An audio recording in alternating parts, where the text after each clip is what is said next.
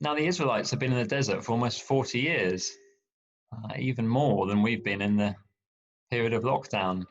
But I guess there are a lot of parallels, and maybe it's not so hard to imagine the sense of mundanity that must have been settling in. And I suppose the temptation for them to think, well, is God really still with us? He made these promises to Abraham a long time ago. He spoke through Moses, but that was years ago. Is he still with us? Is he still on our side? Can we still believe the promises that he made such a long time ago? So here they are in the plains of Moab. This is the third and the final long-term camp that they had on their journey, slow journey from Egypt, towards the promised land. They were on the edge of the promised land. And maybe they, like us, are longing for a chance to go out, to go into this place that we've been desperate to get back into, or get into, in their case, the first time. But they must have been tempted to doubt God's promises. Would it really happen?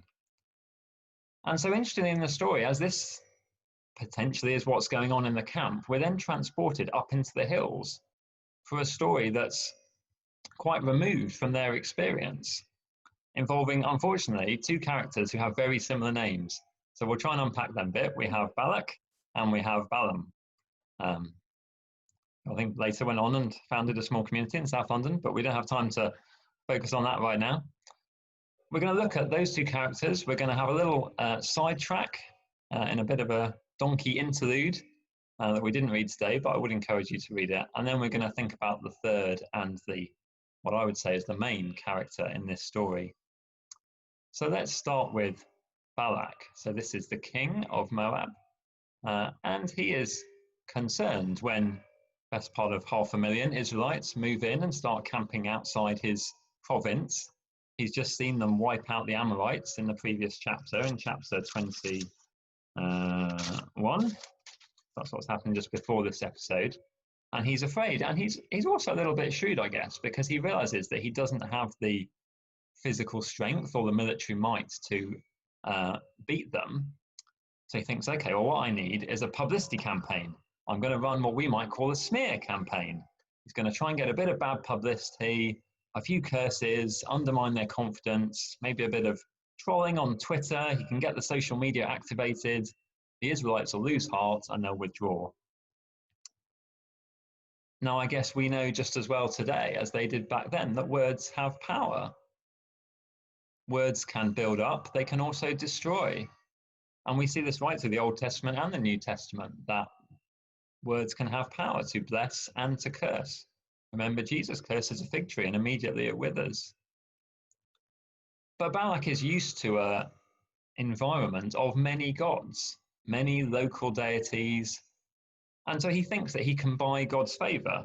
So he does this by entreating a famous seer. So we'll get to Balaam a bit later, but essentially we saw that in the passage, didn't we? So he sends his messengers to this famous holy man and says, come along, put a curse on these people, and then that'll be great, and then maybe we can win them over.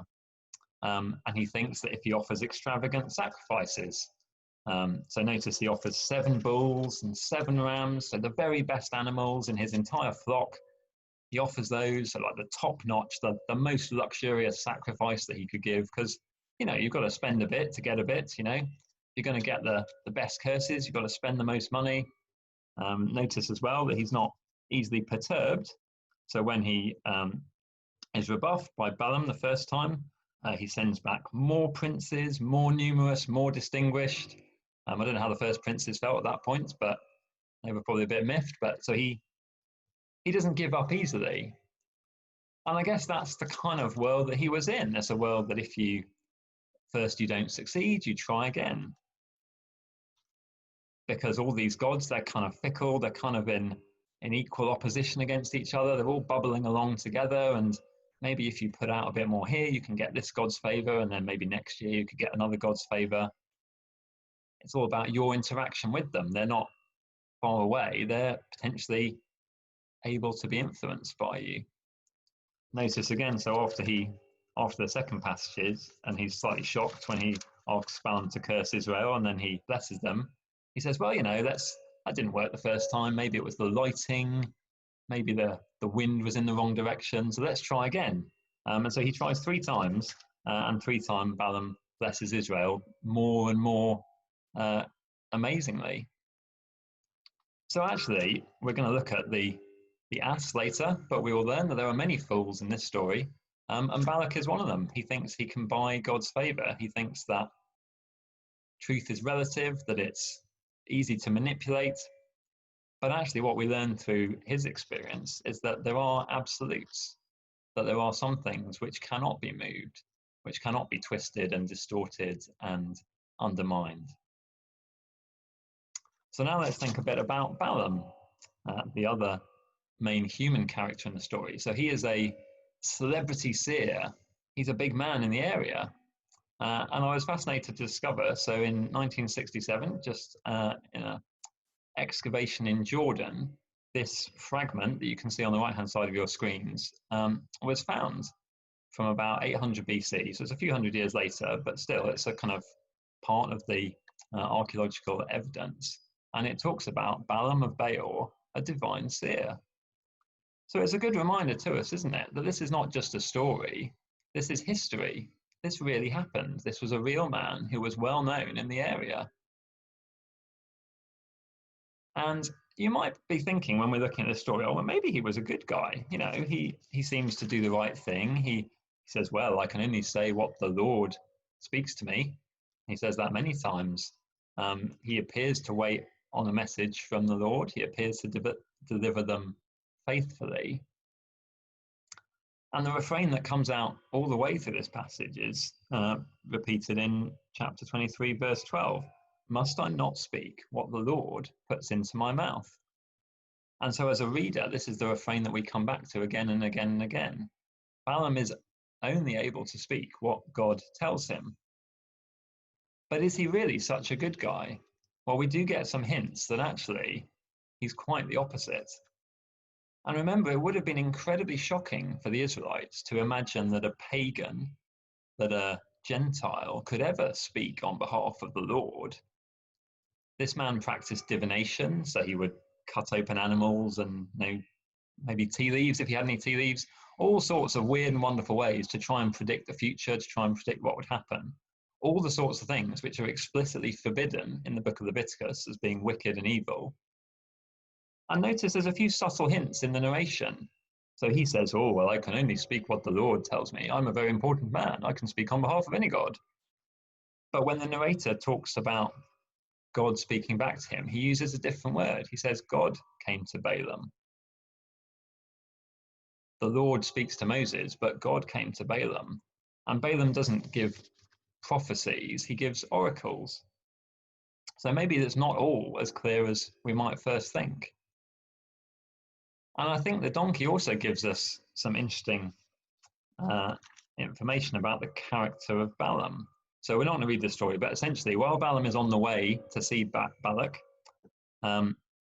he's on his donkey, he's riding along. Suddenly, the donkey gets really anxious, tries to turn away from the road. So Balaam, being the good animal lover he is, whips the donkey to get it going again. And then a second time, the donkey tries to turn away, so he whips it even harder. And a third time, the donkey tries to turn away, and so he really starts saying, and then suddenly the donkey turns around and says, "Oi, stop it! What are you doing? Look." And then suddenly it says, the Lord opened Balaam's eyes, and he saw the angel of the Lord standing in the road with his sword drawn. So he bowed low and fell face down. And through this episode, Balaam learns that actually God is not to be trifled with. His word cannot be changed or opposed. And I wonder if Balaam was starting to think, well, maybe, initially God told me not to go with them, but now he's saying I can. So maybe, he's just as fickle and changeable as all the other gods that I've spoken on behalf of. Maybe if Balak gives me enough money, maybe I could do this cursing thing after all. Maybe we'll see how it goes.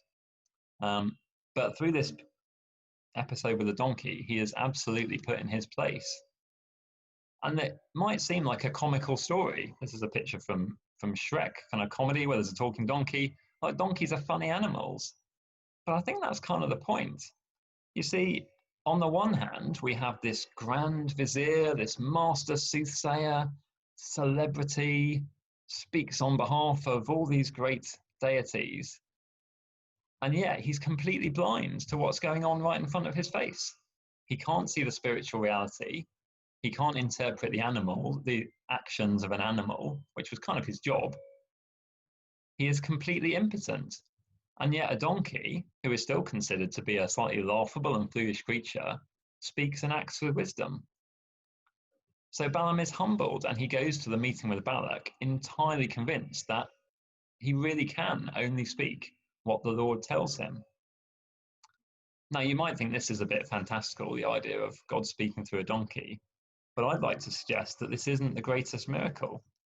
So for the people of Israel, it would have been completely abhorrent to imagine that God could speak through a wicked, evil, Gentile mystic. But if God can speak through a donkey, maybe he can even speak through him as well.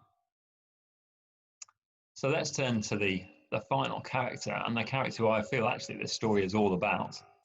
So what do we learn through this story? Well, we learn about the Lord, Yahweh, the one and only.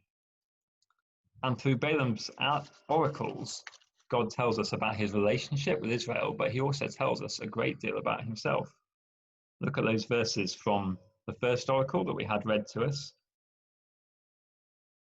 Who can count the dust of Jacob? Who can number the fourth part of Israel? God had decided to bless these people abundantly. He told Abraham that your descendants would be as numerous as the dust in the desert, or the grains of sand in the sea. And he hasn't changed that message. He is unstoppable. Verse 8, how can I curse those whom God has not cursed?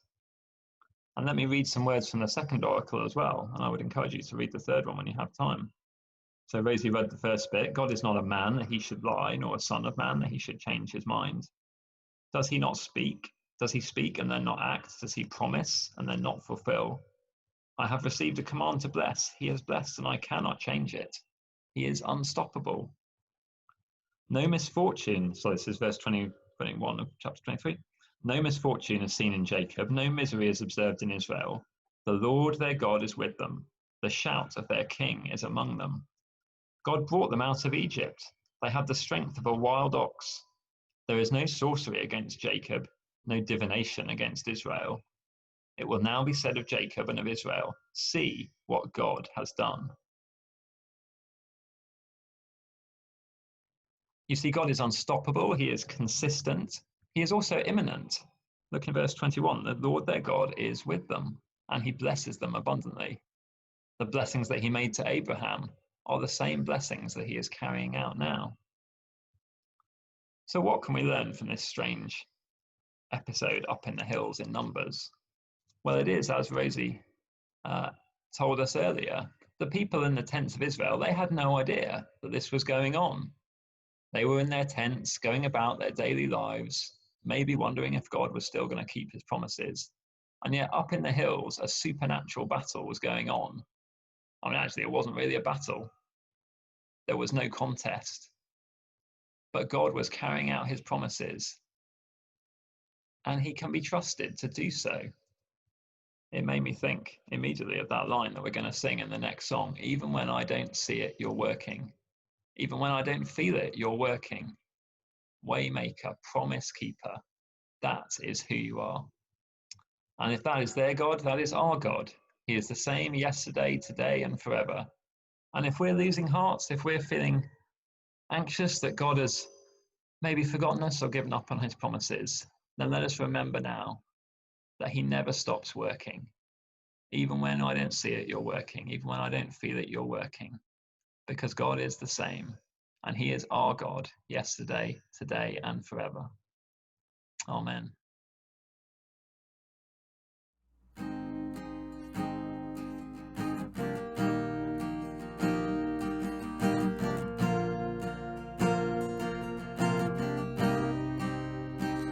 You are here, moving in our midst.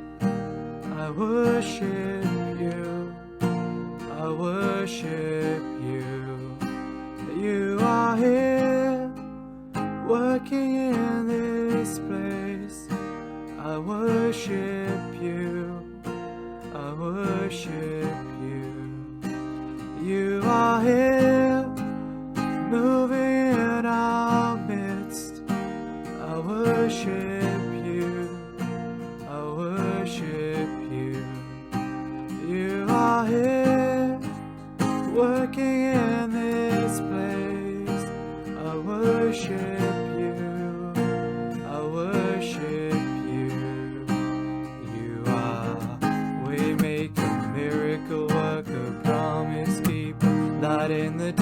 darkness. My God, that is who you are.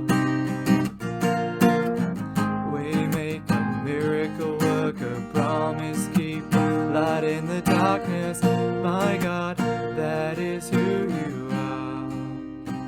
You are here, touching every heart. I worship you, I worship you. You are here, healing every heart. I worship you, I worship you. You are here, turning lives around. I worship you, I worship you. You are here, mending every heart. I worship you, I worship you. You are waymaker, miracle worker, promise keeper, light in the darkness. My God, that is who you are. Waymaker, miracle worker, promise keeper, light in the darkness. My God, that is who you are. That is who you are. That is who you are. That is who you are. That is who you are. That is who you are. That is who you are. That is who you are. That is who you are. You are waymaker, miracle worker, promise keeper, light in the darkness. My God, that is who you are. You are waymaker, miracle worker, promise keeper, light in the darkness. My God, that is who you are.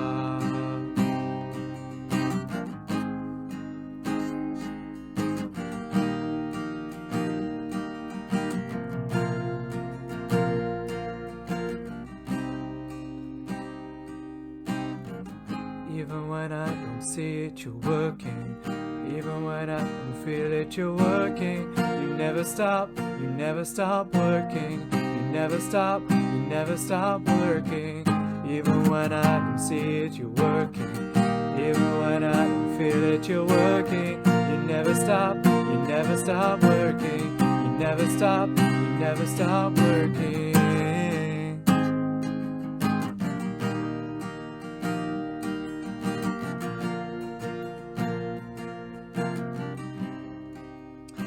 You are here, moving in our midst. I worship you, I worship you. You are here, working in this place. I worship you, I worship